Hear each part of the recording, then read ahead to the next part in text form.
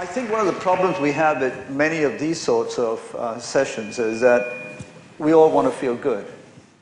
We all want to go away on the free ride of an inspirational speaker. And the best example of that is usually the TED Talks. Now, how many of you have been to a TED Talk? Or how many of you Google the TED Talks and get inspired and then check out and send an email on Facebook to your friends? That is a problem. I've spoken at TED and I came back thinking, my God, what a waste of time. Mainly because most people go there thinking, I must suggest that there's a way out. I must find. And TED stands, by the way, for technology, education, and design. It's all about being cool. The problem is that much of what we are talking about is not about being cool. So you get this proliferation of ideas around social media, etc., without anyone acknowledging that most social media is antisocial. And then there are some sacred, there's more bullying than friendships.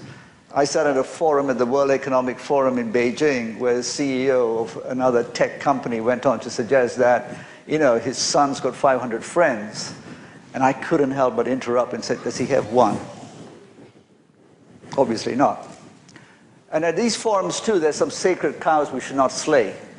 Typically they are the importance of technology, the role of markets, the role of finance. And you bring the Holy Trinity together and everybody be rich and happy.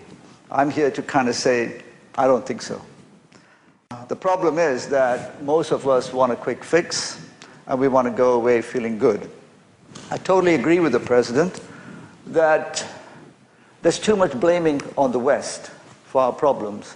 I lived in Africa for 4 years and I said, hey, black brothers, the white man left, 150 years ago, your turn. I tell my Rastafarian friends, smoking marijuana from day to night is not going to solve your problems. Get with the program, meaning get to use the tools of Babylon to come and do something. But we all do want quick fixes, and those are not so easy. But the narrative is a Western narrative. And this is where I might create a bit of discomfort. Look at this room. Where are the Asians? A few. And I'll leave you to explore why that happens in this part of the world. It's the equivalent of a conference in New York about democracy, the economy, and the future of American capitalism, where Algerians, Nigerians, Arabs, Indonesians, and Chinese dominate. So there's two conclusions you can draw from this, which is most of us Asians are asleep at the wheel, which I sort of subscribe to. The elite are asleep at the wheel. Secondly, I think there's a historical hangover of Westerners thinking they can help us. And somewhere in between is where I'd ask you to look in the mirror and say, what do we do about this stuff? So the narrative was Western. The solutions clearly need to be found here. Many of you might have heard a book called Dead Aid, written by an African woman who said, and I agree with the president, the sooner Bono and Bodo, which is, those of you know Indonesian will know that Bodo means stupid. Bono, Bodo, and Geldof get off the scene, we'll have an honest discussion. And there is a problem, therefore, of the discussion. I mean, where's the Rockefeller Foundation? I mean, if I'm going to slay a few cows, I might as well do it now.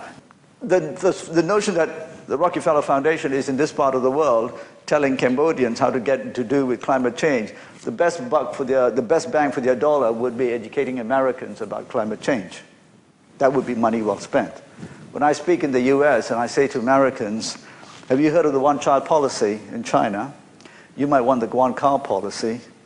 I'm immediately seen as sort of some kind of Taliban trying to interfere with US domestic policy.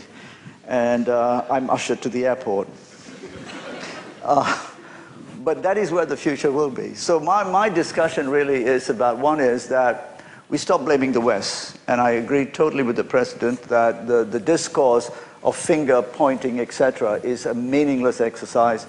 And I wrote a piece before Copenhagen saying, failure would be great because it'll wake up the world to this notion that we can somehow have carbon credits and emissions tradings that will solve fundamental problems. I come from an engineering background, and I know you cannot shift pollution. You cannot shift it. You have to reduce pollution. And you first start to reduce pollution, then you might use some economic instruments to try and do certain things, but within certain geographies. And if you think the financial industry ran a big Ponzi scheme for the last 30 years, which took mooks our money, wait till they get their hands on emissions trading. You ain't seen nothing yet. The people at Goldman Sachs, Morgan Stanley, JP Morgan, they're all salivating, waiting for us to hand over our climate, our future to them. So if you want to see gangsters of the future, look at the climate traders. We will have to do something very differently. So what will Asia have to do? I think the most important thing is we need our elite. And it's very interesting. I speak at quite a few conferences, and especially when the Asian elite are there, no one says anything of any meaning. They all say platitudes. Why? And I won't name some of them because some of them are known. And partly because of our colonial history, and I don't want to blame the colonialists, we have a hangover. Most of us seek respectability and legitimacy through association with Western institutions. If you're a business leader in Asia, you seek legitimacy by being on the board of a Harvard Business School. You will not say that the Harvard Business School supply chain model, which seeks to externalize true costs through the great supply chain management system, is wrong, because you don't get invited to Davos. So there is a silence, a conspiracy. Then we come together, we the do-gooders want to save the world. But in a real sense, we're kind of meaningless. And I don't mean it in a disparaging way. But we seek refuge in the notion that we can't change everything. Therefore, the TED be the change, which has become a mantra of let's all get together and be happy. And if we have a love fest and all become vegetarians and granola eating, somehow the world will change. Well, the world is very different. Why will Asia therefore be, as the president said, perhaps at the center of the 21st century? Last week, I was in Singapore speaking at a forum organized with something called the G50, which is the Latin American heads of state. And the first day were lots of Asian business people, typically many Singaporean government officials, all saying to these, this starry-eyed Latin Americans, how are you guys doing it? And all about how great we are going to be and how we are going to change the world. And I think the president has already alluded to the fact that whilst a lot of foreign direct investments and all of that stuff's happening, there's a huge amount of difficulties here. Clearly, what I don't think the world should be is one in which we in Asia gloat and say, hey, those Europeans, they are in decay.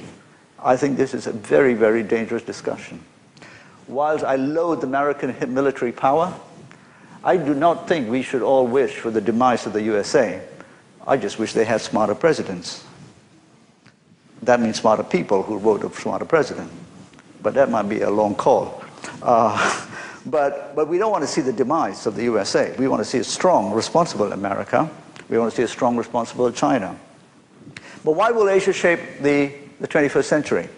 Not because we're smarter, not because we have superior values, not because we're going to be the best designers in the world or anything like that, or because we're ethnically superior, but because, for the simple reason, there are going to be 5 billion of us in about 2050. And some will argue in the sustainability debate, and rationally, that numbers are not so much the issue, it's how those numbers behave and act. Yeah? Today, 20% of the world consume 80% of the world's resources. It's still sort of there. It's just the fact that we are behaving and aspiring to behave in the way that 20% are behaving and have behaved. And therefore, I'm talking about consumption. Okay, and earlier we had very good speakers talk about consumption. But I like to bring it into the political arena. 5 billion Asians, Thomas Friedman, how many of you read his latest fairy tale? Okay, sorry. Oh, I didn't mean that. I mean his novel. About flat, crowded, and something. Okay. He says, 2050, there'll be 9 billion people, 5 billion of them will be Asians, and hey, they all want to live like Americans. And God forbid. Because if 5 billion Asians consume like Americans, the game's over. You don't need to be a rocket scientist. We don't need climate gate to tell us the game's over.